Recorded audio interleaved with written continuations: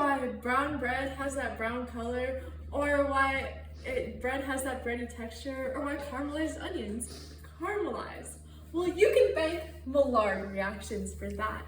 Maillard reactions are non-enzymatic reactions between reducing sugars and amino acids. There are two major reasons why Maillard reactions occur. Number one is that the heat from the cooking process is able to add the activation energy required to push the Maillard reaction forward. And secondly, the temperature from the cooking evaporates water, increasing the concentration of reactants. And so as the chemical reaction moves towards equilibrium, it must now create more products in order to reach that equilibrium concentration between reactants and products. To learn more about the Maillard reactions, let's look at a reaction that commonly occurs in my house, making bread. First, we're going to start with half a cup of water, and it says 1 package of yeast, so that's around a tablespoon. We went with around a tablespoon. And then yeast and sugar. The sugar and the yeast will work together to ferment. This is not a Maillard reaction, this is fermentation. It's important for the bread making process.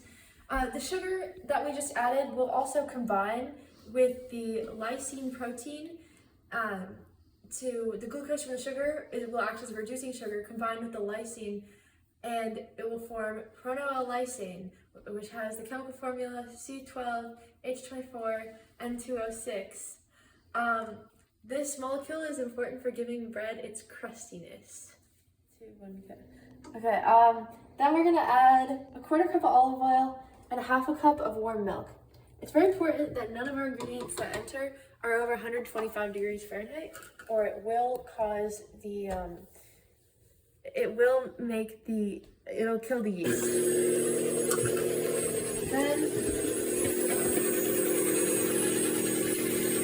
it's gonna be 2.5 cups of flour-ish, so we're gonna add 1. See how it's combining? There's proteins in the flour that will combine with the sugars to create, during the Maillard reactions in the oven. But again, it doesn't happen until it's under heat, because these are non-enzymatic reactions, so they require the activation energy provided to them by the oven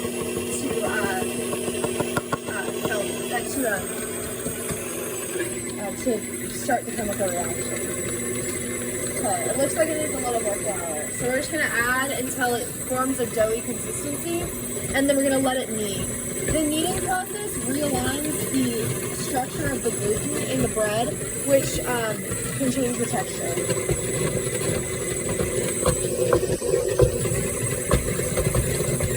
Look at that, gorgeous. Another molecule, acrylamide, is also synthesized during the synthesis of pronoylysine. This is a balanced chemical equation for acrylamide. Acrylamide is responsible it works as a flavor stabilizer, and it can affect the texture of the bread, but it is kind of an issue because it's a carcinogen, meaning it's a cancer causer. This is acrylamide nitrate. It is hydrolyzed with water under heat. That's the Maillard reaction part, is it has to occur under heat. There's no enzyme or catalyst. And it forms this, which looks like that. This is acrylamide, carcinogen. It forms kind of in a similar way as a byproduct of the pronoylysine synthesis equation. This is the start of the formation of pronoylysine, the molecule that's very much responsible for the crust of the bread, like the texture mainly. It starts with the lipase, right? Propionolipase. So lipase protein, and this is a reducing sugar called glucose, which is a very highly reactive sugar. It has a lot of like OH bonds. And so does lipase. So essentially glucose adds itself on to lipase, like kind of like in a T formation or like that. And you end up with this lipase carbohydrate complex, which is sort of the start. It's an important part of the formation of propionolipase. I can't do the entire reaction for propionolipase just because it's so long and complicated. It would kind of take forever, and we don't have time. As we wait for the bread to bake behind me, let's look at the chemical structure of glucose.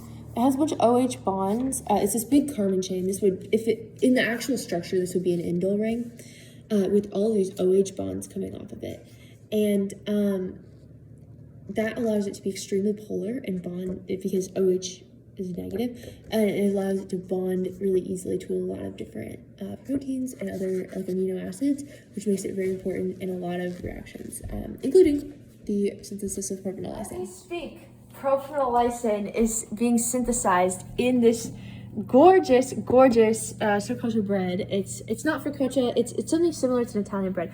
Anyways, so studies have actually shown that the amount of propanolysine is increased threefold when the temperature is increased from 210 to 260 degrees, and increased fivefold when the time under baking has increased from 70 minutes to 210 minutes.